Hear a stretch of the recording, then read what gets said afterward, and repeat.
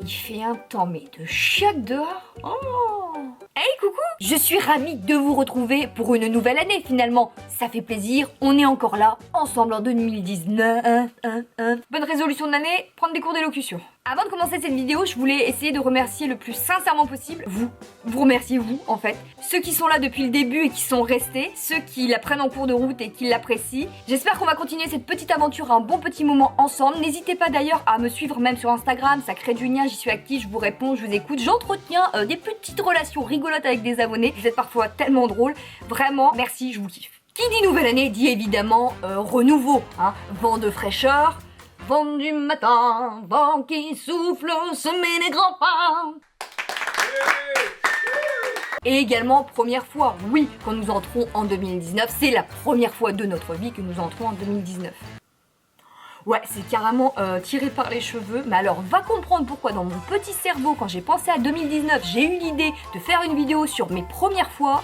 Alors dans cette vidéo, ce sera quelques premières fois enfant jusqu'à 12-13 ans. Je vous préviens, il y en a qui pourraient être gore, mais rappelez-vous que tout ça est à voir avec des yeux d'enfant plein de naïveté et de candeur. Parlons maintenant de la première fois où j'ai vu des parties génitales. Et ce n'étaient pas les miennes. Alors attention, j'annonce, ce n'est pas censurable. J'étais toute petite et je vais vous parler d'une anecdote, mais d'une anecdote. J'étais en maternelle. Au sein de cette cour de maternelle, il y avait Maxime. Maxime S. Tu vois Maxime c'est le beau gosse. Ouais, même à 4 ans, c'est le mec, toutes les filles sont amoureuses de lui. Et tu sais quoi en plus? Il le sait. J'avais repéré que toutes les filles allaient y passer. Et comme j'étais aussi un peu amoureuse de Maxime S, j'avais compris qu'il suffisait de patienter et que mon tour arriverait. Mais heureusement que mon tour, relation amoureuse, somme toute, est arrivé avant ce qu'il a fait. On était dans une école maternelle catholique et dans la cour, il y avait une énorme statue de la Vierge Marie. Et derrière, je vois à un moment donné qu'il y a un petit attroupement. Je m'y rends et là, que vois-je?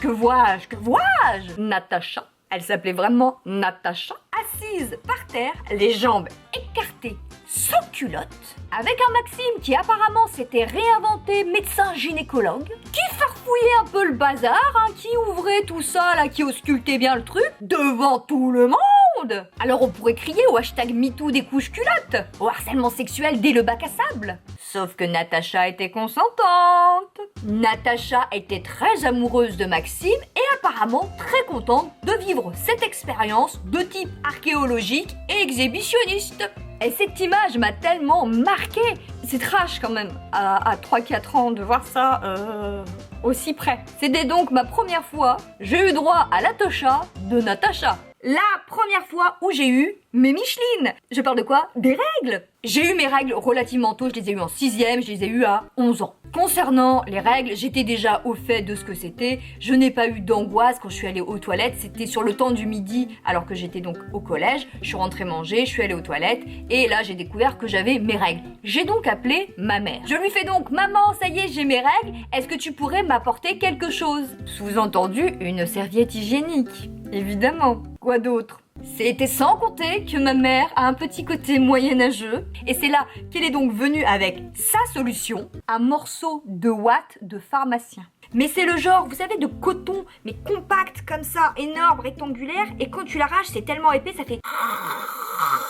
Elle m'a donc proposé de mettre dans ma petite culotte et de retourner en classe avec ça d'épaisseur dans ma culotte. Et pourquoi, me demanderez-vous, n'avait-elle plus de serviettes hygiéniques chez elle? Ne pouvait-elle pas courir rapidement au magasin d'à côté afin de m'en livrer?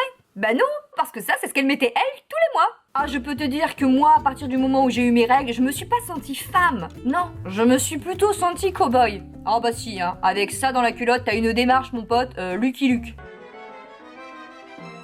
Et enfin, pour terminer, la première fois que j'ai galoche avec la langue. Galoche avec la langue, ça fait crâne, Qui dit ça maintenant? Qui moi, par moi? Mon premier French kiss.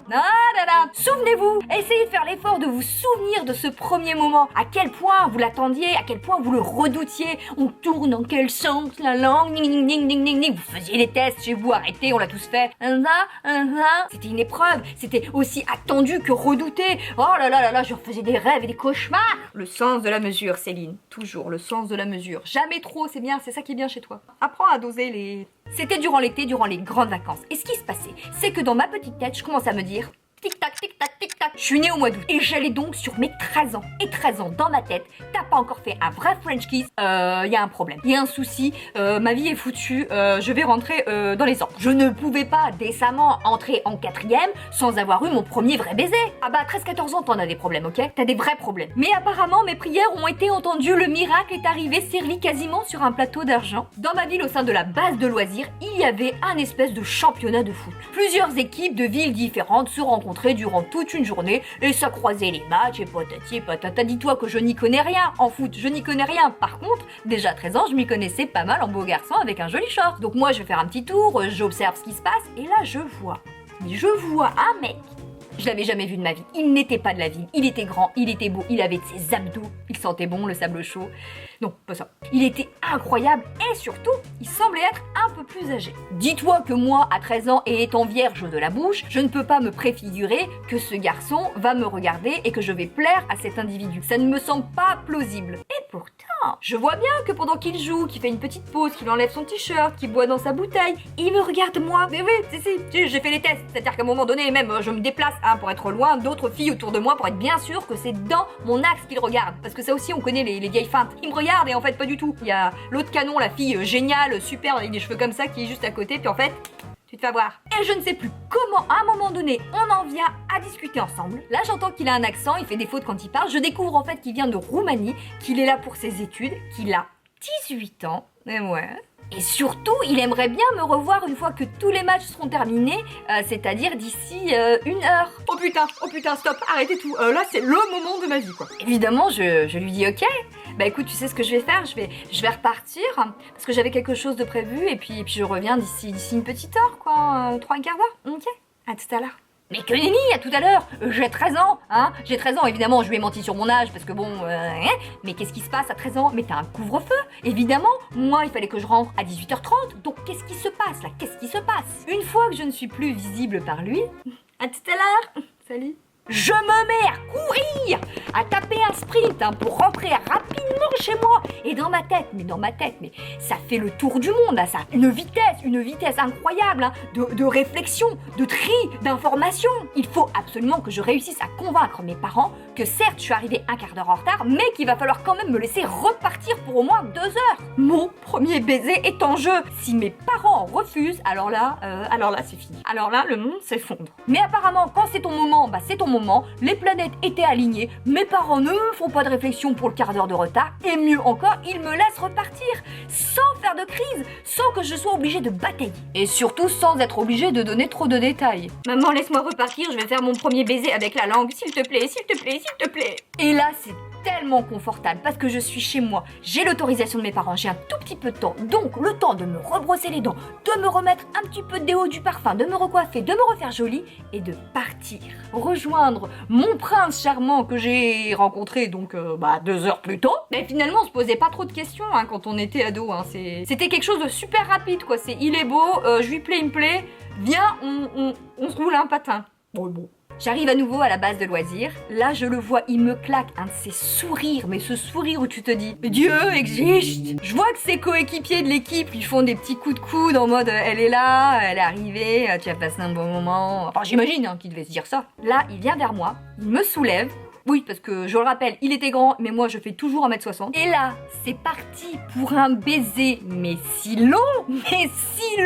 Mais même moi, je me suis rendu compte que c'était hyper long. Je crois même que ça restera à tout jamais le baiser le plus long de ma vie. Tu sais à un moment donné que c'est particulièrement long quand les gens commencent à applaudir autour de toi, à siffler, à faire des blagues. Les mecs, appelez le SAMU parce qu'à un moment donné, il va y en avoir besoin là, c'est urgent. Oui, tu es convaincu que ce baiser a été très long quand réellement quelqu'un à la fin est venu te voir en disant « J'ai calculé, vous vous êtes embrassés durant 12 minutes.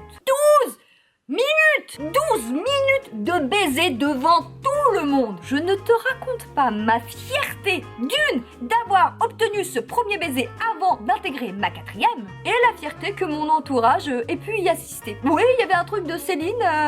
Céline, elle a fait son vrai bisou. Non, Céline, c'est plus une enfant. Oui, c'est un raisonnement étrange. Mais enfin bon, quand t'es adolescent, c'est trop bien.